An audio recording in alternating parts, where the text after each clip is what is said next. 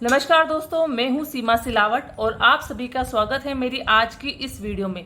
दोस्तों, कई बार आपने ऐसे लोगों को देखा होगा आपके फैमिली में, आपके मित्रों में या फिर आपके जो पड़ोसी हैं, जान पहचान के लोग हैं। कई बार हमको ऐसे लोग मिलते हैं कि जिनका जो गुस्सा है वो बहुत ज़्यादा तेज रहता है। उनके नाक पर ही हमेशा गुस्सा रहता है। छोटी छोटी बात पर वो बहुत जल्दी आवेग में आ जाते हैं, बहुत जल्दी गुस्से में आ जाते हैं। और वो उनका जो गुस्सा है वो इतना खतरनाक रहता है कि वह खुद को तो नुकसान पहुंचाते हैं, सामने वाले को भी चोट पहुंचा सकते हैं। तो ऐसा जो गुस्सा है, ऐसा जो टेम्परेचर जो हाई रहता है ऐसे लोगों का, तो क्या कारण हो सकता है इसका? क्या वह किसी न किसी तरीके से कुंडली से रिलेटेड होता है कि जो उनका जो स्वभाव है वही ऐसा रहता है? तो कुंडली से कैसे कनेक्शन रहता है उनके इस स्वभाव का, और उसी टॉपिक पर आज इस वीडियो में हम चर्चा करेंगे। एक जो दोष होता है वो कुंडली में बनता है और उससे ही जातक को बहुत ज़्यादा गुस्सा आता है, वह अपना आपा खो बैठता है उस गुस्से में। तो वह जो दोष है, उस दोष का नाम है अंगारक दोष। अग्नि के समान जो यह दोष होता है, इसीलिए इसका नाम ही अंगारक दोष है। और इस दोष की चर्चा आज की हम इस वीडियो में करेंगे। कुंडली में हम कैसे देख सकते हैं कि यह दोष बन रहा है, और अगर यह दोष आपकी कुंडली में बन रहा है या आपकी फैमिली में किसी को बहुत ज़्यादा गुस्सा आता है तो उसकी आप कुंडली उठाकर देख सकते हैं कि उसकी कुंडली में यह दोष बन रहा है या नहीं बन रहा है। और अगर बन रहा है तो इसको दूर करने के उपाय क्या करने चाहिए, वो भी मैं सारी जानकारी आपको इस वीडियो में दूंगी। क्योंकि इस दोष से वह जातक खुद का नुकसान करता है, औरों का भी नुकसान कर देता है। और ये चीज़ अगर और भी ज़्यादा बढ़ जाए तो आगे क्राइम भी कुछ भी कर सकता है वह जातक। तो बहुत ही नुकसानदेह यह दोष होता है। तो इस दोष का क्या निवारण होना चाहिए, वो भी सारी जानकारी आज की इस वीडियो में आपको मिल जाएगी। जिस किसी की भी कुंडली में यह दोष होता है, जिसको यह गुस्सा बहुत अधिक आता है, तो ऐसे लोगों के जो बीपी होता है, जो ब्लड प्रेशर उनका होता है, वह कभी भी नॉर्मल नहीं रहता। उनका जो बीपी होता है वो हमेशा बढ़ा हुआ ही रहता है, क्योंकि उनके खून में ही एक उबाल रहता है। तो उनका जो बीपी है वह कभी नॉर्मल नहीं रहता है। छोटी छोटी बात पे वो गुस्सा तो करते ही है। और ऐसे लोगों का जो स्वभाव अगर हम नेगेटिव अगर व्यू में देखें तो अच्छा नहीं है, लेकिन अगर इसी एनर्जी को, अगर इसी गुस्से को हम सही दिशा दें तो उस जातक को बहुत अच्छी पोस्ट, बहुत अच्छी सफलता भी मिल सकती है। कैसे मिल सकती है देखिए, क्योंकि ये जो अंगारक दोष है इसमें गुस्सा तो होता है, तो एक एनर्जी लेवल भी बहुत हाई रहता है ऐसे जातकों का। तो ऐसे जातक अगर डिफेंस में जाए, आर्मी में जाए, पुलिस लाइन में जाए, तो ऐसा जो इनकी ये एनर्जी है उस लाइन में बहुत अच्छा कार्य करेगी, बहुत अच्छा वर्क करेगी। और उसमें उनको बहुत ही एक पॉजिटिव वे में, एक सही दिशा में वो एनर्जी को लगाने में वो आगे रहेंगे। तो अगर उस दिशा में वह इस अपने इस दोष को या अपनी इस एनर्जी को काम में लेते हैं तो इस फील्ड में वो काफी आगे जाएंगे। और यह एनर्जी देश के भी काम आ सकती है। यह एनर्जी वेस्ट नहीं जाएगी, यह एनर्जी खुद को नुकसान पहुंचाने में, औरों को नुकसान पहुंचाने में नहीं जाएगी। यह देश की सुरक्षा करने में यह एनर्जी उनकी काम आएगी। तो एक पॉजिटिव वे में भी इस एनर्जी को आप ले सकते हैं। और ऐसे लोग जिनका अंगारक दोष है, तो ऐसे लोग डरते नहीं हैं, निर्भीक रहते हैं। किसी से भी किसी चीज का उन्हें नुकसान कुछ भी हो जाए उसका भी डर नहीं रहता है। बिल्कुल भी भय नाम की चीज उनके नेचर में नहीं रहती है। तो ऐसे लोग अगर स्पोर्ट्स में भी जाए, खेल कूद जो भी क्षेत्र है उसमें भी जाए, तो ऐसे में भी वो बहुत नाम कमा सकते हैं, क्योंकि उसमें भी एनर्जी लेवल बहुत ज्यादा चाहिए होता है। और डर का सामना उनको करने की एक हिम्मत चाहिए होती है, जो ऐसे लोगों में ऑलरेडी होती है। तो चलिए दोस्तों, आगे बढ़ते हैं इस वीडियो में। और सबसे पहले हम देखेंगे कि यह जो दोष है यह क्या होता है, इस दोष को समझेंगे, फिर आगे की बात करेंगे कि यह किन ग्रहों से बनता है। अंगारक दोष देखिए क्या होता है। अंगारक का मतलब ही है अंगारे, मतलब कि जो कोयले होते हैं, अंगार होती है, उसके समान यह दोष होता है, उतना ही ज्वलनशील होता है। जिसकी कुंडली में यह दोष बनता है वह जातक दूसरों से ज्यादा खुद को बहुत नुकसान पहुंचाता है, क्योंकि जब उसे गुस्सा आता है तो उसकी जो अंदर की जो पावर होती है वो सारी खत्म हो जाती है। देखिए, जब भी किसी इंसान को गुस्सा आता है तो वह दूसरों से ज्यादा खुद को ज्यादा नुकसान पहुंचाता है, क्योंकि गुस्सा अंदर ही अंदर खुद को ही जलाकर खत्म करता है। तो यह दोष भी ऐसा ही है, अंगारक दोष है, अग्नि के समान दोष है। अग्नि खुद को ही जलाकर खत्म करती है, तो यह दोष भी उसी के समान है। तो इस दोष में भी जातक का स्वयं का बहुत नुकसान होता है और वह जहाँ तक गुस्से में कुछ भी कर सकता है, और अगर परिस्थिति कभी उसके अपोजिट रही तो बहुत ही बड़ा कोई हादसा भी हो सकता है, उसका हम अंदाजा नहीं लगा सकते हैं। सेकेंड पॉइंट है कि किन ग्रहों से बनता है यह दोष। दोष को समझ लिया है हमने कि यह दोष क्या है, लेकिन किन ग्रहों से बनता है, कुंडली में कौन से ग्रह जिम्मेदार है इस दोष के। तो यह दोष बनता है राहु देव और केतु देव, इन दोनों ग्रहों से बनता है। और इन दोनों ग्रहों की जब युति होती है मंगल देव से, ये देखिए मंगल देव से इन ग्रहों की युति होती है, तब यह दोष बनता है। देखिए मंगल देव ब्लड का भी कारक होता है, और फिर राहु देव केतु देव अगर युति के साथ इनके साथ बैठ जाते हैं तो ऐसे लोगों को फिर खून में ही उबाल रहता है, क्योंकि राहु देव और केतु देव उस चीज को और बढ़ावा देते हैं, और मंगल देव तो ब्लड का कारक है ही। तो मंगल देव के साथ में अगर राहु देव और केतु देव की युति हो जाए कहीं भी कुंडली में तो यह दोष बनता है। और यह दोष कुंडली में कैसे बनता है वह मैं आपको समझा देती हूँ। देखिए सबसे पहली जो कंडीशन है वो यह है कि राहु देव और केतु देव दोनों ही मारक होने चाहिए। अगर नेगेटिव है कुंडली में, मारक है, तभी यह दोष बनेगा, नहीं तो नहीं बनेगा। और अगर कुंडली में यह दोनों ग्रह राहु देव और केतु देव नीच के हो जाते हैं तब तो स्थिति और भी खराब हो जाती है। और अगर मंगल देव खुद भी नीच के हो जाते हैं तब यह स्थिति और भी ज्यादा खराब हो जाती है, क्योंकि मंगल देव तो नीच के हुए हैं, साथ में राहु देव और केतु देव और कोई नीच के होके इसके साथ में मंगल देव के साथ में युति बना दी है। तो जो दोनों ग्रह अगर नीच के हो गए हैं तो बहुत ही दुगने इनके नेगेटिव रिजल्ट मिलते हैं। और फिर जब इन ग्रहों की, चाहे मंगल देव की या जब राहु देव केतु देव जिसकी भी युति बन रही है मंगल देव के साथ में, इन ग्रहों की जब दशा अंतरदशा चलती है तब परिणाम और भी घातक हो सकते हैं।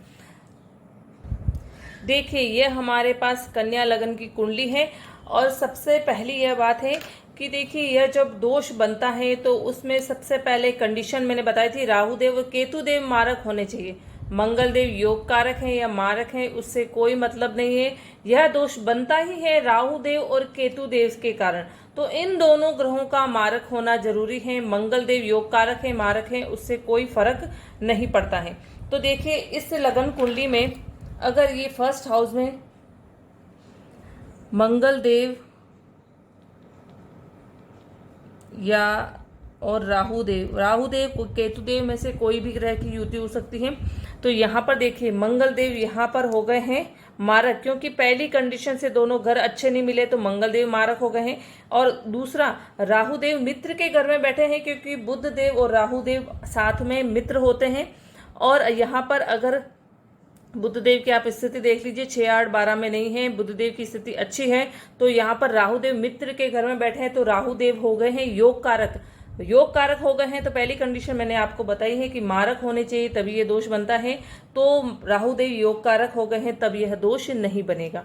सेकेंड हाउस की हम बात करें तो यहाँ पर मंगल और यहाँ पर राहुदेव, देखिए यहाँ पर मंगल देव पहली कंडीशन से मारक है, लेकिन राहु देव फिर मित्र के घर में बैठे हैं, क्योंकि 7 नंबर की राशि है तुला राशि, और इसके जो ग्रह देवता है वह है शुक्र देव। और शुक्र देव और जो राहु देव है वह साथ में मित्र हैं, अति मित्र हैं, तो मित्र के घर में बैठे हैं। फिर हम शुक्र देव की यहाँ स्थिति भी देख सकते हैं, 6, 8, 12 में नहीं होने चाहिए, शुक्र देव नीच के नहीं होने चाहिए। तो फिर यहाँ पर राहुदेव शुक्र के साथ बैठे हैं मित्र के घर में तो योग कारक हैं, ये तो यहाँ पर भी यह दोष नहीं बनेगा। देखिए अगर यह दोष बनता है तो लगन में और दूसरे घर में, क्योंकि यह दोष अगर बनता है तो लगन में, फर्स्ट हाउस में और सेकेंड हाउस में यह ग्रह बहुत ही ज्यादा प्रभावी होता है। क्यों होता है? क्योंकि लगन जो होता है वह इंसान का खुद का शरीर है। अगर यह दोष बनेगा तो उसके शरीर को सबसे पहले नुकसान होगा, तो यह दोष वहाँ ज़्यादा प्रभावी होगा। और सेकंड हाउस है वह है आपकी बोली का, कि इंसान कैसी वाणी बोलता है, वह है सेकंड हाउस।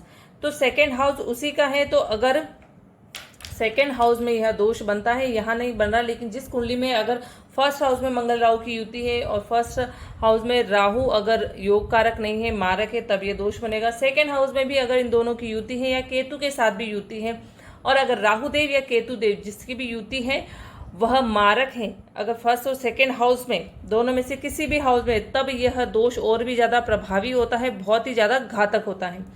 फिर यहाँ पर थर्ड हाउस की हम बात करें तो यहाँ पर मंगल और यहाँ पर राहु देव। देखिए मंगल का कारक घर है थर्ड हाउस और राहु यहाँ पर यह भी एक इनका कारक घर ही है। यहाँ पर तीसरे घर में और 11वें घर में राहु देव अच्छे रिजल्ट देते हैं, लेकिन यहाँ पर 8 नंबर की राशि है वृश्चिक राशि के साथ में राहु देव हो जाते हैं नीच के।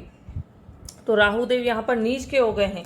मंगल देव चाहे खुद के घर में बैठे हैं, लेकिन राहु देव यहाँ पर नीच के हो गए, तो यहाँ पर स्थिति यहाँ पर खराब हो गई है। राहु देव नीच होने से यहाँ पर यह दोष बनेगा, और यहाँ पर यह अंगारक दोष जब बनेगा तब राहु देव की दशा अंतरदशा चलेगी, तब यह दोष और भी ज़्यादा काम करेगा। फिर बात करते हैं हम फोर्थ हाउस की। यहाँ पर मंगल राहु देव की युति है, तो यहाँ पर वही स्थिति आ गई है, क्योंकि 8 नंबर और 9 नंबर के साथ में राहु देव नीच के हो जाते हैं, तो यहाँ पर भी राहु देव नीच के हो गए हैं, तो यहाँ पर भी यह दोष बनेगा। फिर बात करते हैं फिफ्थ हाउस की। यहाँ पर मंगल राहु देव है, तो यहाँ पर तो मंगल देव मारक ही होंगे पहले नियम से यहाँ पर हर जगह पे। और यहाँ पर राहु देव शनि देव की राशि के साथ में बैठे हैं, मकर राशि के साथ में बैठे हैं, और राहु देव और शनि देव अति मित्र हैं, तो यहाँ पर राहु देव की स्थिति अच्छी है, इसलिए यहाँ पर यह दोष नहीं बनेगा। फिर बात करते हैं हम यहाँ पर 6 हाउस में। देखिए 6 हाउस में तो मंगल देव मारक है, ये राहु भी मारक है, क्योंकि 6, 8, 12 में राहु देव है, त्रिक भाव में है, तो यहाँ पर भी स्थिति अच्छी नहीं है। राहु देव मारक हो गए, तो यहाँ पर भी यह दोष बनेगा। फिर बात करते हैं हम 7th हाउस की। 7th हाउस में मंगल देव यहाँ मारक हैं और राहु देव बैठे हैं धनु राशि के साथ में, और धनु राशि के राशि स्वामी हैं बृहस्पति देव, और बृहस्पति अति शत्रु है राहु देव के, तो यहाँ पर भी राहु देव हो गए हैं मारक, और यहाँ पर यह दोष बनेगा।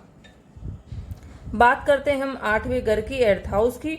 यहाँ पर भी मंगल देव खुद के घर में बैठे हैं, सम हैं लेकिन मारक होंगे, और यहाँ पर राहु देव बैठे हैं 1 नंबर की राशि मेष राशि के साथ में, और मेष राशि है मंगल देव की, और मंगल देव और राहु देव है यहाँ पर अति शत्रु,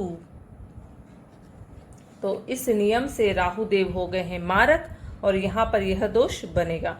फिर बात करते हैं हम 9th हाउस की। यहाँ पर मंगल और राहु देव की युति है, मंगल देव मारक हो गए हैं, लेकिन राहु देव यहाँ पर 2 नंबर मतलब कि वृषभ राशि और 3 नंबर मतलब कि मिथुन राशि, इन दोनों के साथ में राहु देव हो जाते हैं उच्च के, तो यहाँ पर राहु देव हो गए हैं उच्च के, तो यहाँ पर राहु देव योग कारक हो गए, यह दोष नहीं बनेगा। फिर बात करते हैं हम 10th हाउस की। यहाँ पर मंगल देव राहु देव की युति है, तो मंगल देव तो मारक हैं, लेकिन राहु देव यहाँ पर फिर मैंने आपको बताया मिथुन राशि के साथ में उच्च के हो जाते हैं, तो यहाँ पर राहु देव उच्च के हो गए, तो यह दोष नहीं बनेगा। फिर बात करते हैं हम 11th हाउस की। यहाँ पर मंगल देव और राहु देव की युति है, तो देखिए यहाँ पर मंगल देव तो नीच के हुए ही हैं, क्योंकि 4 नंबर की राशि के साथ में कर्क राशि के साथ में मंगल देव नीच के हो जाते हैं, लेकिन यहाँ पर राहु देव कर्क राशि के साथ में बैठे चंद्रदेव की राशि है, चंद्रदेव राहु देव के अति शत्रु हैं, लेकिन फिर भी यहाँ पर राहु देव मारक नहीं होंगे। क्यों नहीं होंगे? क्योंकि तीसरा घर और 11वां घर, ये दोनों घर में राहु देव अच्छे रिजल्ट देते हैं, लेकिन मैंने यहाँ पर राहु देव को मारक बताया क्योंकि यहाँ पर नीच के हो गए हैं राहु देव। अगर नीच के हो जाते हैं इन दोनों घरों में राहु देव, तब ये अच्छे रिजल्ट नहीं देते हैं, लेकिन बाकी और कंडीशन में राहु देव तीसरे घर में और 11th हाउस में दोनों में अच्छे रिजल्ट देते हैं, तो यहाँ पर राहु देव अच्छे रिजल्ट देंगे, राहु देव योग कारक होंगे, तो यह दोष यहाँ पर 11वें घर में नहीं बनेगा। फिर बात करते हैं हम 12th हाउस की। मंगल देव तो यहाँ पर मारक है ही, और राहु देव भी मारक होंगे, सिंह राशि के साथ में बैठे हैं, सूर्य देव की राशि है, सूर्य देव और राहु देव अति शत्रु हैं, तो यहाँ पर राहु देव मारक होंगे, तो 12th हाउस में यह दोष बनेगा। देखिए, कुंडली से आपने समझ लिया है कि यह दोष कैसे बनता है, कैसे नहीं बनता है, क्या क्या कंडीशन होनी चाहिए ग्रहों की, और परिणाम आपको पता ही है कि किसी को समझाने की ज़रूरत नहीं है कि अगर किसी इंसान को गुस्सा बहुत ज़्यादा आता है तो उसके परिणाम क्या हो सकते हैं। सभी को पता है कि गुस्से का परिणाम कभी भी अच्छा नहीं होता है, उसका परिणाम बहुत ज़्यादा बुरा होता है। तो फिर हम बात करते हैं कि अगर यह दोष बन रहा है कुंडली में तो उपाय इसके क्या करने चाहिए, निवारण क्या होना चाहिए इस दोष का। तो देखिए, निवारण यह है, सबसे पहला निवारण तो है कि आप बीज मंत्र करें। बीज मंत्र देखिए, आप किसी भी ग्रह का कर सकते हैं, कभी कोई नुकसान नहीं होगा, कभी कोई प्रॉब्लम नहीं होगी बीज मंत्र से। बीज मंत्र सदा शुभ होते हैं। किसी भी घर में यह दोष बन रहा है, मंगल देव भी चाहे योग कारक है, मारक है, फिर भी आप मंगल देव का भी जो बीज मंत्र है वह कीजिए। राहु देव का बीज मंत्र कीजिए। राहु देव को शांत करने का तो एक यही बहुत अच्छा उपाय है कि आप बीज मंत्र करें, तो इससे राहु देव की शांति होगी, और राहु देव अगर शांत हो जाएंगे तो यह दोष भी आपकी कुंडली से समाप्त हो जाएगा। तो यह बीज मंत्र आप कीजिए। और सेकंड है हमारे पास उपाय कि आप रुद्राक्ष धारण करें। रुद्राक्ष कौन सा है? राहु देव का है 8 मुखी और केतु देव का है 9 मुखी। देखिए, 8 मुखी राहु देव का है और केतु देव का 9 मुखी है। अगर राहु देव की युति से बन रहा है तो 8 मुखी रुद्राक्ष धारण कर सकते हैं, केतु देव से बन रहा है तो 9 मुखी रुद्राक्ष आप धारण कर सकते हैं। रुद्राक्ष से भी देखिए, किसी का ब्लड प्रेशर बहुत ज़्यादा बढ़ा हुआ होता है, गुस्सा बहुत ज़्यादा आता है, तो उनके लिए भी रुद्राक्ष बहुत अच्छा रहता है, क्योंकि ये ब्लड प्रेशर को एकदम बैलेंस में लाता है, संतुलन में लाता है। किसी को अगर शुगर की भी प्रॉब्लम है तो उसके लिए भी रुद्राक्ष बहुत अच्छा रहता है। तो रुद्राक्ष के तो बहुत सारे फायदे हैं, अगर आप पहनते हैं तो उससे आपको बहुत ज़्यादा बेनिफिट मिलते हैं, आपका मन बहुत शांत रहता है। तो बहुत अच्छा ये उपाय है रुद्राक्ष का। किसी से पूछने की जरूरत नहीं है कि अगर राहु देव योग कारक है आपकी कुंडली में तो भी आप पहन सकते हैं रुद्राक्ष, मारक है तो भी पहन सकते हैं, कोई नुकसान नहीं होगा, आपको इससे लाभ ही होगा। फिर एक और उपाय है यहाँ पर लास्ट में कि आप दान कर सकते हैं। देखिए, ये राहु देव और केतु देव की भी रत्न और एस्ट्रोलॉजर सजेस्ट करते हैं, मैं सजेस्ट नहीं करती हूँ, क्योंकि राहु देव और केतु देव अगर उच्च के भी हैं आपकी कुंडली में, योग कारक हैं, फिर भी 1/4 वो जो नेगेटिव रिजल्ट है वो ज़रूर देंगे, क्योंकि ये उनकी जो नेचर है राहु देव का केतु देव का कि नेगेटिव रिजल्ट थोड़ा बहुत ज़रूर देंगे, इसीलिए। और ये छाया ग्रह भी है, इनकी कोई खुद की राशियाँ नहीं है, तो इनका जो रत्न है वह किसी को भी नहीं पहनना चाहिए, चाहे राहु देव की स्थिति कैसी भी हो, अच्छी हो बुरी हो। तो आप जो गोमेद है, केटाइज है, लहसुनिया है, ये जो राहु देव केतु देव के रत्न है, ये रत्न कभी भी धारण नहीं करें। और अगर आप राहु देव केतु देव आपकी कुंडली में मारक हैं, नीच के हैं, तो उसके लिए और भी अच्छा उपाय है, बीज मंत्र कर सकते हैं, रुद्राक्ष धारण कर सकते हैं। और अगर आप यह दोनों नहीं करते हैं तो आप इनका दान कर सकते हैं। देखिए, राहु देव और केतु देव का दान करें, और यह दान आप कब करें? जब इनकी दशा अंतरदशा चले। देखिए, दशा अंतरदशा जब चलती है, वैसे आप दान कभी भी कर सकते हैं, दान से भी कभी नुकसान नहीं होता है, लेकिन दान हमेशा मारक ग्रह का ही करना चाहिए। ये एक कंडीशन होती है कि मारक ग्रह का ही दान करें, योग कारक ग्रह का आप कभी दान नहीं करें, क्योंकि योग कारक ग्रह का अगर आप दान करते हैं तो उसकी जो पॉजिटिव एनर्जी, उसका जो पावर है वो कम हो जाती है। तो आप योग कारक ग्रह का दान नहीं करें, मारक ग्रह का ही दान करें। मारक ग्रह का अगर आप दान करते हैं तो उस मारक ग्रह की जो नेगेटिविटी है वो काफ़ी कम हो जाती है। तो मारक ग्रह का आप दान करें, और यह दान आप दशा अंतरदशा में ही करें तो और भी ज़्यादा अच्छे रिजल्ट मिलेंगे। दोस्तों, अगर यह इन्फॉर्मेशन आपको अच्छी लगी है तो आप मुझे प्लीज़ कमेंट बॉक्स में कमेंट ज़रूर करें। आप मेरी वीडियो को लाइक करें, शेयर करें। नए व्यूअर हैं तो आप मेरे चैनल को सब्सक्राइब ज़रूर करें। और अगर पहली बार आपने मेरी ये वीडियो देखी है तो पहले पार्ट फर्स्ट से आप देखना शुरू करें, ताकि आपको धीरे धीरे सारा कुछ समझने आने लग जाएगा। क्योंकि बेसिक जो है वो मैंने फर्स्ट पार्ट से स्टार्ट किया है, तो अगर आप फर्स्ट पार्ट से देखते हैं तो आपको सारा पूरा क्लियर समझ में आता रहेगा। तो आप फर्स्ट पार्ट से देखना शुरू करें और मेरी वीडियो को सब्सक्राइब ज़रूर करें। Okay, thank you.